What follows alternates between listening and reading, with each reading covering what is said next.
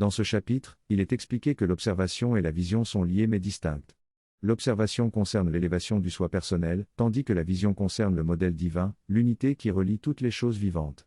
L'intention originale de chaque individu était d'exprimer le soi d'amour, mais cette intention a été déplacée par la peur, ce qui a créé une fausse nature du soi personnel. Cependant, il est possible de renverser ce déplacement et de revenir à notre état naturel d'amour. Chaque être a un état d'être naturel qui est joyeux et rempli d'amour, mais il existe aussi un état dénaturé causé par la peur. La relation a donc rendu impossible le retour à notre état naturel. Cependant, en remplaçant le monde de la peur par un monde d'amour, le jugement disparaît et la vision s'élève. La vision naturelle est la vision de l'amour, et son élévation permet à l'observation de replacer le soi personnel dans la nature d'un monde d'amour. La vision est la façon naturelle de connaître, tandis que l'observation est la façon naturelle de partager ce qui est connu physiquement. La vision est le moyen par lequel on peut connaître à nouveau la nature originale du créé. L'observation permet également de voir cette nature originale sous forme physique.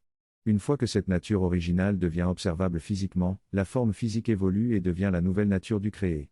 Il est possible que la nature originale d'un être devienne une forme si c'est son choix, mais il est impossible que cette nature originale existe sous une forme basée sur la peur.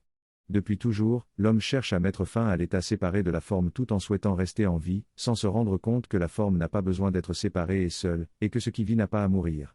La nature de la forme peut changer et la nature de la matière est le changement. Une fois que la forme retrouve son état naturel d'amour, elle trouve l'unité et la vie éternelle. La perspective d'une vie éternelle dans la forme peut être vue comme une malédiction ou un miracle, et la mort peut être perçue comme une destruction ou une nouvelle vie. Chacun a le choix entre ces deux possibilités. L'attachement à la vie maintient la forme vivante, tandis que l'attachement à la mort entraîne le cycle de la décomposition et de la renaissance. Cependant, il existe une autre alternative. La promesse de la vie éternelle n'est pas une promesse vaine, elle a été réalisée. Le choix du moyen a été fait. Maintenant, un nouveau choix s'offre à toi.